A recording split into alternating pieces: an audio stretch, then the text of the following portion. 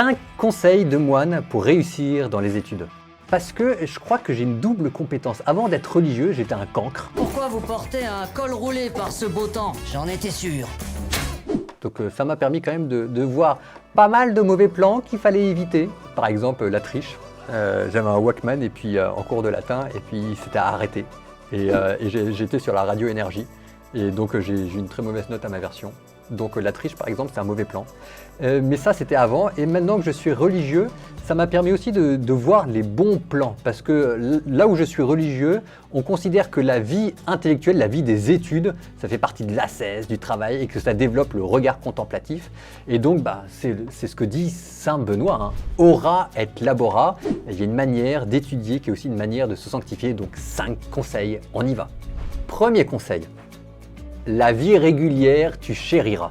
Donc, la vie régulière, ça veut dire qu'on a un emploi du temps, il est organisé et on s'y tient. Alors l'emploi du temps même, il est assez précis, hein. C'est tous les jours à la même heure, pour la même durée de travail, plus ou moins le même type de travail. Et comme ça en fait, ça n'a l'air de rien, mais ça évite de se poser des questions et c'est beaucoup plus facile de s'y mettre parce que c'est pas négociable, on y va, on sait pour combien de temps on va y aller et vous êtes emporté par la force de l'habitude. Donc par exemple, quand je faisais mes études de maths, c'était par bloc d'1h30. Alors, au bout d'1h30, je m'étais aperçu que j'avais besoin de faire une pause.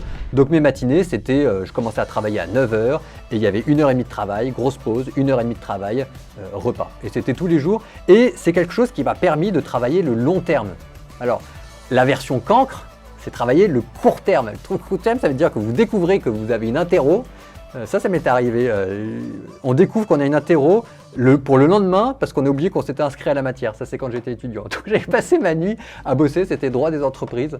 J'avais réussi à majorer. Je ne sais pas comment j'avais fait. Ça avait été un hold-up, ce truc. Enfin, pour une bonne expérience comme ça, je peux vous dire qu'il y a eu aussi un sacré paquet de mauvaises expériences. Donc, croyez-moi, toujours privilégier le long terme avec des routines de travail hyper régulières, tous les jours, à la même heure. Pour la même durée de travail, comme ça on ne se pose pas de questions et on est emporté par la force de l'habitude. Quand la cloche sonne, le moine assidu à son office quitte le travail pour Dieu.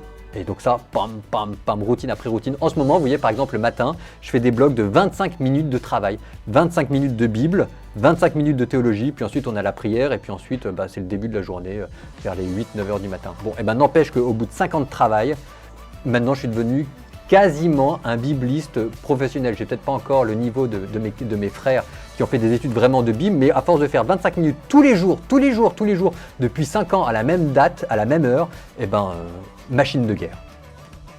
Deuxième conseil.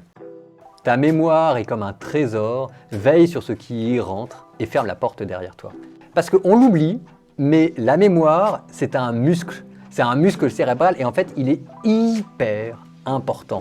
Et la mémoire, c'est sous-coté. On a l'impression que apprendre par mémoire, c'est apprendre de manière répétitive et un peu bête. En fait, pas du tout. C'est se constituer une bibliothèque qui fait qu'au jour de la tribulation, au jour de l'épreuve, au jour de l'examen, les informations sont à disponibilité et qu'il n'y a plus besoin de se creuser la tête pour savoir où le chercher. Alors évidemment, aujourd'hui, avec Internet autour de soi, on se dit qu'on n'a pas besoin d'apprendre par cœur les choses, mais on les approprie moins. Et que quand on fait un travail de mémorisation, ça permet d'y aller ensuite au talent. Mais au talent d'une belle manière, hein. Par exemple, on disait de saint Thomas d'Aquin que quand il écrivait, c'était pas qu'il inventait des choses, c'est qu'on avait l'impression que le trésor de sa mémoire se déversait de manière admirable et naturelle dans ses écrits.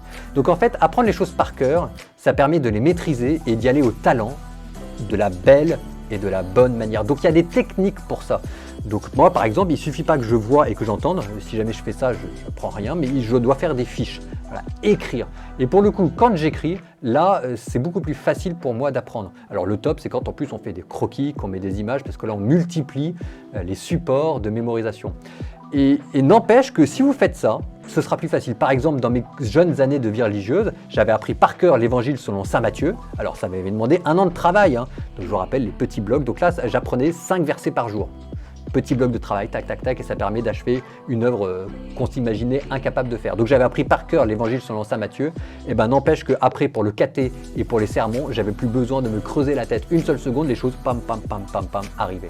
Et ça, c'est possible de le faire quelle que soit la matière. Par exemple, en maths, on se dit que il y a 2 ou 3 théorèmes à prendre et puis voilà, quoi, c'est terminé, quoi.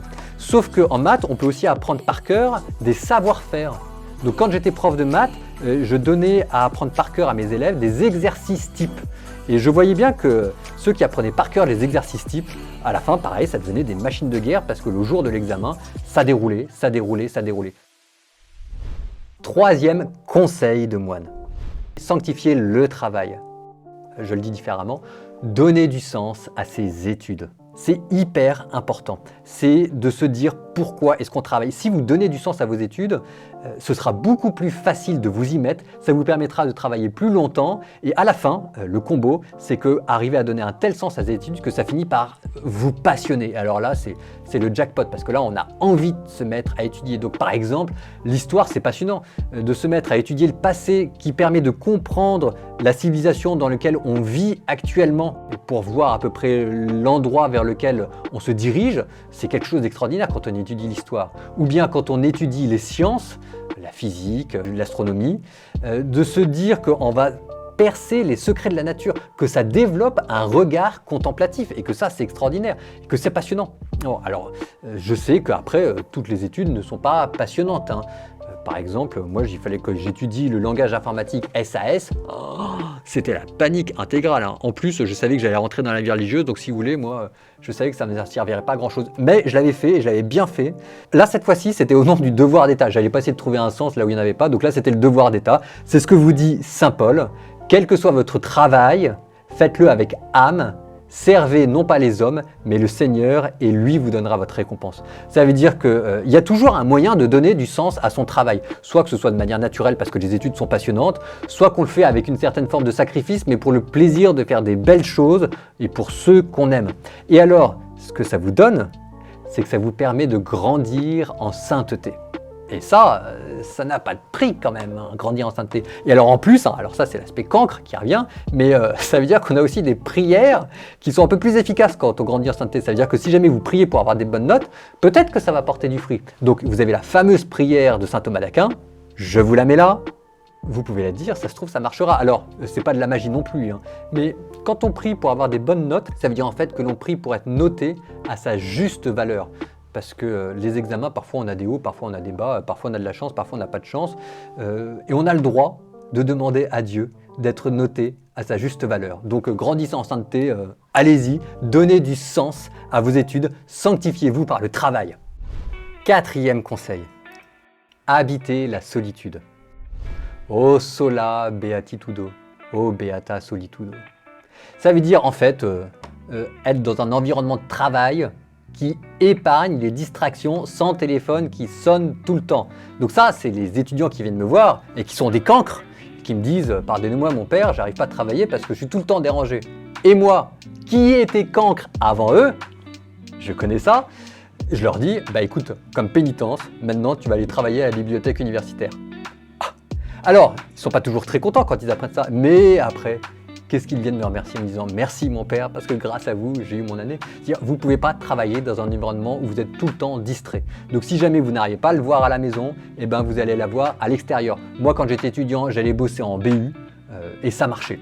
J'allais à la bibliothèque Sainte-Geneviève et ça marchait très bien, j'avais des longues plages de travail. Donc ça, en fait, de manière plus large, c'est l'environnement de travail. Donc le Wi-Fi, le téléphone portable, etc. Mais aussi, quelque chose de très important, c'est votre sommeil. Le sommeil, vous en avez besoin, le cerveau a besoin de sommeil pour digérer les informations, pour processer durant la nuit tout ce qu'il a ingurgité pendant la journée. Donc le sommeil, puis ensuite la nourriture, tout ça. Mais quand même, le sommeil et des lieux de retrait pour être seul avec le seul, comme on dit dans la vie monastique, c'est hyper important. Cinquième conseil, malheur à celui qui tombe seul et sans personne de proche pour l'aider à se relever. Ça veut dire qu'avoir un environnement de travail, faire ses études, c'est aussi avoir une communauté de travail. C'est pas travailler seul, mais c'est aussi avoir des ressources. Alors le mieux, c'est des personnes ressources, c'est des personnes à qui vous pouvez demander conseil, qui peuvent vous débloquer. Donc il y a d'abord évidemment les professeurs. Enfin les professeurs, il y en a des bons et il y en a d'autres.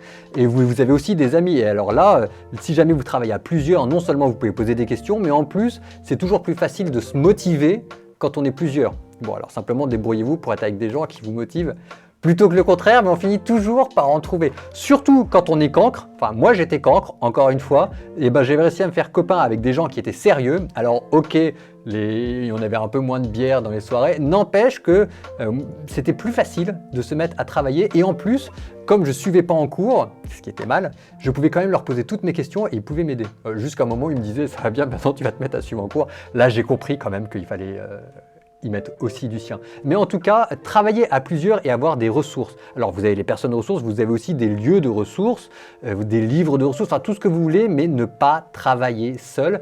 Et derrière, il y a quelque chose de l'ordre de la charité qui se joue. Alors ne soyez pas un mauvais cancre comme moi, mais voyez ça comme vraiment une manière de grandir dans la fraternité. Ce qui est vrai, hein, j'ai découvert ça, je l'ai découvert un peu trop tard, mais ça existe quand même. Donc allez-y, travaillez à plusieurs. C'est aussi un moyen de donner ce qu'il y a de meilleur pour les autres. Et ça, devant Dieu, ça n'a pas de prix. Hein. Donc avec tout ça, vous avez mes secrets. Petit bonus. Tous ces conseils que je vous ai donnés, ça vient de la vie religieuse. Et si vous les appliquez et que ça vous rend heureux et que ça marche, c'est peut-être un signe de vocation. Donc vous mettez ça dans un coin de votre tête, l'amour vaincra.